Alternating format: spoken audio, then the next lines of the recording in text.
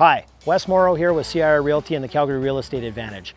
As we move into the summer months, now is a perfect time to take a look at some maintenance on your home to keep it healthy and happy. So I'm going to take you through kind of a list of things that you should do on your house. So let's roll up your sleeves, grab your checklist, and let's get to it.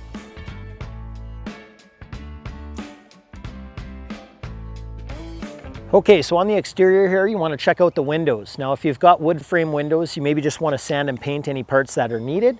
But more importantly, you want to take a look at the caulking around the window. And if there's anything that is needed or in disrepair, just make sure that you recaulk it because it's your first line of defense against the elements. Then as well, you want to check out your exterior doors. So these ones here, there's not really much to them, but you just want to check them and make sure that they're not rubbing. And then you can kind of tighten or loosen the screws as needed in order to kind of adjust the doorway.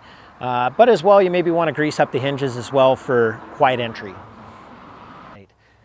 And then lastly over here, you've got your taps. So you want to make sure that you turn on your taps after the last freeze.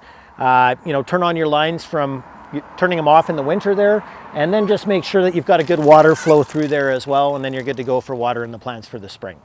You want to check around the exterior of the house here. First thing you do is you take a look at the foundation here. Now it's a little bit tough because you've got the parging over top here, but you just want to make sure that you look for any sort of cracks, and any cracks that you have in there, you want to make sure that you take care of those because that's your first line of defense against the elements. As well, take a good look at the siding. This stuff here is aluminum, so it's a little bit more durable than the vinyl siding. But if there's any holes in there, once again, it's your first line of defense against the elements there. Make sure you seal those up. And then I take a good look at the soffits and make sure that there's no animals or birds kind of nesting in there. You'll make sure you want to get rid of that before it becomes a bigger problem. So with the gas meter and some of these vents here, like the windows, I'd go around and just make sure that you recaulk them as needed. You don't want any water getting into the interior of the house. So the first thing that I do with the roof is get a bit of a long view, go out on the street and just see if there's any sagging that's happening in the roof. If that's the case, you may want to kind of take a look in the attic and just see if there's any reason for that. But as well, I'd get up on a ladder, get up on your roof, check any of the vents, make sure that the flashing is all set right and any caulking as needed. As well, I'd check the gutters as far as any sort of debris to make sure that there's free flow of water. And then I'd go around the house, and if there's any vegetation that's on the roof, I'd definitely trim that back as well. Out in the backyard here, I'd check the fence as well, just check to see if there's any boards that need to be replaced or just touch up painting and stuff like that too. So here out on the driveway, you just want to check for any sort of major cracks. If it's bigger than a toonie, that's where you want to go out and get some concrete sealer. Make sure that you patch this all up here. Now the reason you want to do that is because you want to prevent water from going underneath the concrete and freezing and thawing and heaving the concrete more. So garages are pretty simple, but you want to have a look around the garage and in the inside, make sure that there's no water leaks or anything like that. But as well, you want to make sure that any of the hardware is lubricated on the exterior door as well as the motor mechanism to lift the main garage door. The last thing you want to do is just check the auto sensors on each side and make sure that they're lined up properly as well.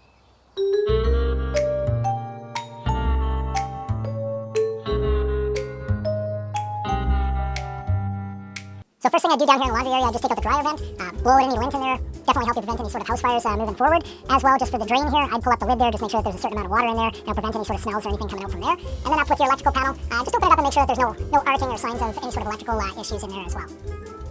So in the utility room here, there's a few things that you want to check out. For one, take a look at the hot water tank, look at all the pipes, make sure that there's no visible signs of leaking. And then as well with the hot water tanks, I recommend about once a year giving them a drain. Because Calgary's got such hard water, there's usually a lot of sediment buildup in the bottom of the tanks. So once a year, just hook up a hose here, put it to your drain the tank, and then let it fill up again. Over with the furnace here, another thing I usually suggest about once every 2 years, getting somebody in to service your furnace. But as well, you want to make sure that you're changing the furnace filters about once every month to 3 months, just depending on how dirty it is outside.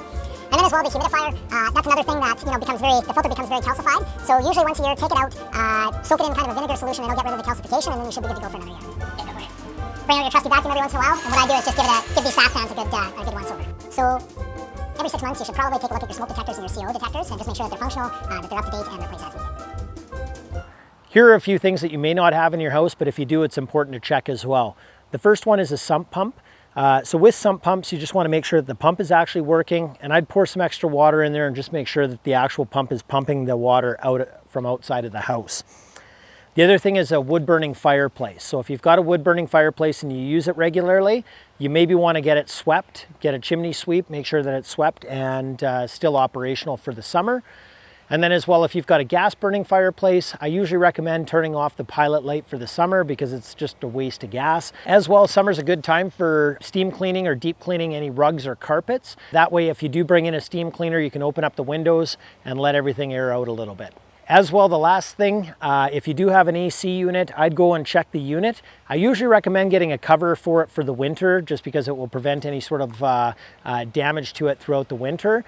But if you don't have a cover or do have a cover, take off the cover, make sure that everything's cleaned out and change the filter as needed. All right, there you have it. That's kind of the nuts and bolts as far as kind of what you need for home maintenance in the spring and summer on your house. For me, it looks like I got a lot of work to do over the next week or two, that's for sure. But if you like what you saw, hit the like and subscribe button for more content coming your way.